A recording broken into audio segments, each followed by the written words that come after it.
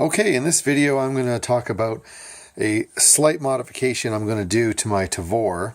One of the major complaints, so notice there's no magazine, I've already cleared the weapon, there is a battery installed, we're on semi-auto.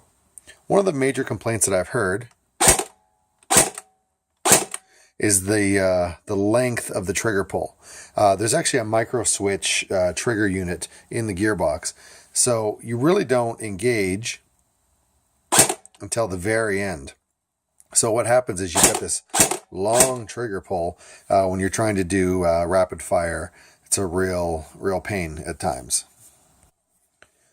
So all I've done is I've taken a little piece of like a rubberized rail, but it doesn't really matter. I mean, this thing is just a piece of plastic, piece of rubber, whatever. I've cut it to about, I'd say about 3/4 of an inch, and I've kind of scored it on the one point so that I can create a bit of a 90-degree angle.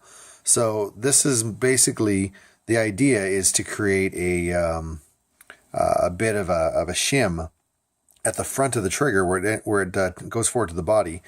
If you put it on safe, there's a little bit of play in safe, and that's really like a useless area of trigger. It doesn't really do anything. That's just extra trigger pull. So what this shim's going to do is actually reduce the length of the trigger pull.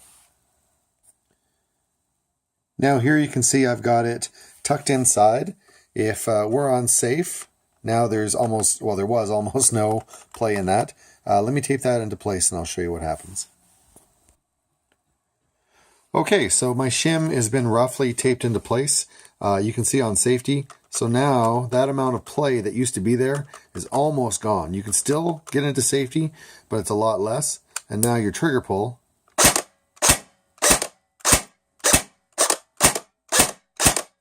is a lot shorter than it was before. So that's just a little mod to reduce the length of the trigger pull on the Elite Force Tavor. This should be applicable to the S&T model, obviously, as well as I would imagine it would work for the Aries.